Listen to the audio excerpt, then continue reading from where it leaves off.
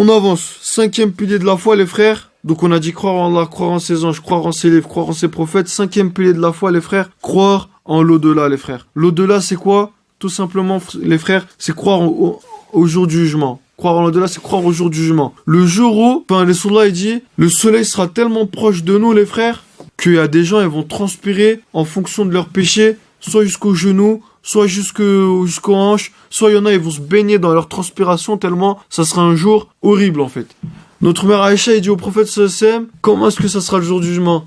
Il dit, ça sera un jour où voilà, je serai le premier, si je dis pas de bêtises, je serai le premier à être ressuscité, Allah wa alam, à vérifier, et en fait, on sera nus ce jour-là. Sachez qu'on sera nus. Et notre mère Aïcha, il dit, Ya Rasulallah, on sera nus, mais on va se regarder. Tout ça, c'est un manque de pudeur. Le prophète, il dit, oh Aïcha, ça sera un jour tellement horrible que personne pensera à ça. Tu penseras même pas à ça. Ça va même pas te passer par le coin de la tête. C'est comme si je te dis, je sais pas, qu'est-ce que ça peut être?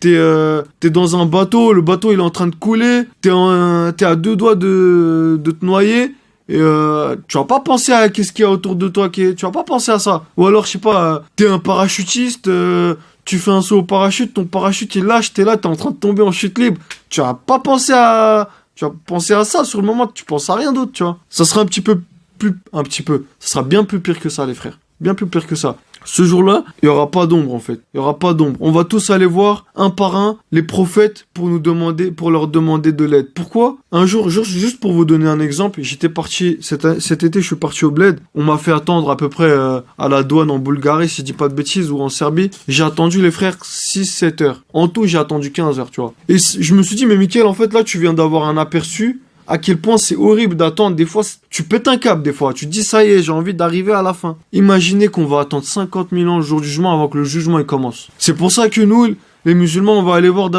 Adem alayhi salam. On va dire, oh Adem, tu étais notre père, fais quelque chose pour nous, demande à Allah de commencer le jugement où on n'en peut plus. Adem, il va dire, allez voir Noah alayhi salam, moi je peux rien faire pour vous.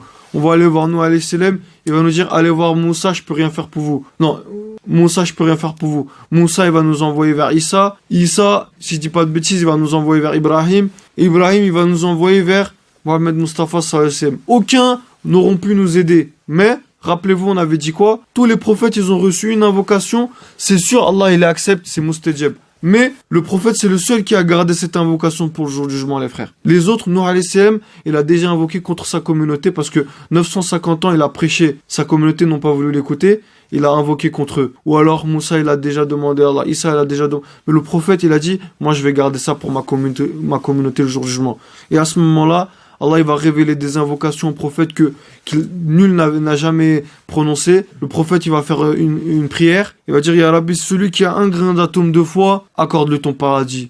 Et celui qui a moins d'un gramme d'atome de foi, accorde-lui quand même ton paradis, Ya Rabbi. Et là, Allah, il va pardonner beaucoup de musulmans qui devaient partir en enfer.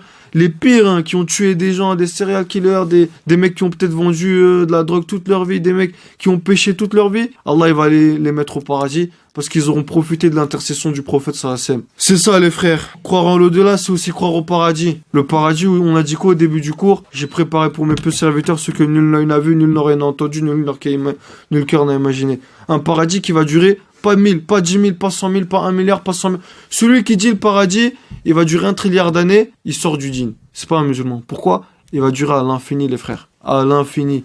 À jamais. Pareil pour l'enfer. Croire en l'enfer, c'est quoi? Un enfer éternel pour ceux qui auront mécru. Pour les musulmans, il y a la bonne nouvelle que tous les musulmans iront tôt ou tard au paradis. Les croyants plutôt. Tôt ou tard, ils iront au paradis. Tôt ou tard, les musulmans, ils iront au paradis, les croyants. Mais, si vous avez trop péché, vous allez passer par la case enfer. Et là, en fonction, ça peut aller, même, admettons, c'est 1 heure. Même 1 heure, les frères, le prophète, il dit, les flammes de l'enfer sont 70 fois plus brûlantes que le feu qu'on connaît sur Terre. Que le magma ou que le noyau terrestre, là où les scientifiques disent là-bas c'est grave chaud. Bah, dites-vous, c'est plus chaud que ça, frère. Celui qui aura la punition la moins pire au paradis, on va lui couler un truc grave brûlant sur les pieds, ça va lui monter à la tête, il va dire ouais, je crois en moi, j'ai la pire épreuve je suis le pire qui est puni au paradis, en enfer. Et là on va lui dire gros, t'es celui qui a la plus facile des punitions, la plus petite des punitions. Tu vois, imaginez, Quand le feu va consumer notre corps, le corps, et le gars il va se dire, enfin, vas-y, comme ça je meurs, j'arrête. Allah il va dire non, ça recommence.